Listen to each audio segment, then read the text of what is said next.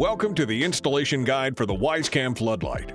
In just a few breezy steps, we'll have your floodlight installed, and you'll be protecting your home at night with 5,200 lumens of bad guy banishing light that'll send thieves, wild animals, and vampires scurrying back to their hovels. But two things before we get started. First, check your local laws. If you install Wyze Floodlight in an area where self-installation is illegal, it could be the beginning of a life of crime.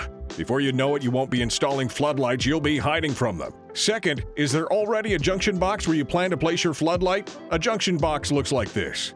If you don't already have a junction box, you should probably stop here and hire an electrician to install one.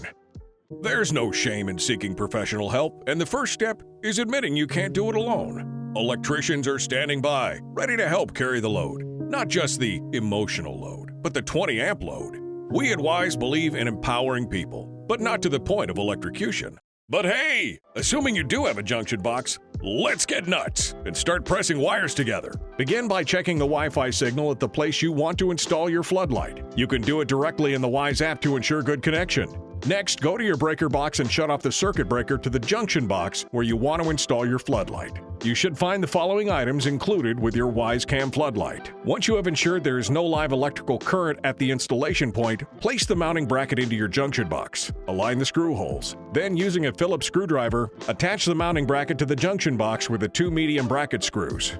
Now attach the ground wire, which will be either a bare wire, a green wire, or green and yellow, to the mounting bracket using the short green ground wire screw. Ensure the wire is secured firmly to the bracket. Take the assembled floodlight and camera out of the box. Rotate the camera so that it's facing the same direction as the light. Then hang the entire assembly from the bracket as shown using the provided metal hook. The white wires are the neutral wires. Connect the neutral wire from the junction box to the neutral wire from the floodlight by inserting both ends into one of the wire nuts and twisting 5 to 10 times. Gently tug on the two wires to ensure that the nut is secure.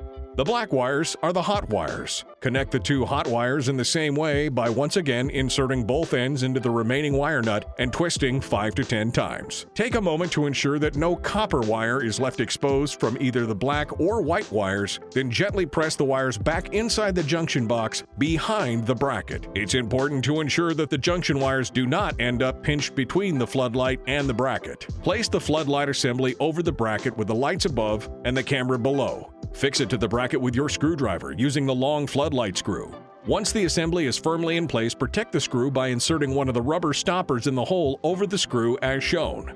Finally, adjust the angles of the lights, sensor, and floodlight cam. The sensor should sit level with the ground, while cameras should tilt down at about 45 degrees and the light should tilt down at about 30 degrees. Go back to the breaker box and restore power to the floodlight. If you have attached the floodlight successfully, it should come on for 30 seconds, shortly after which your camera will begin flashing red, meaning that it's ready for setup. You could set up the camera and give it a name in the usual way by following the instructions in the Wyze app. You did it, you 5-star do-it-yourself hero! You installed that floodlight all by yourself. And even if you didn't do it all by yourself, that's okay. In fact, it's great. You made the right choice.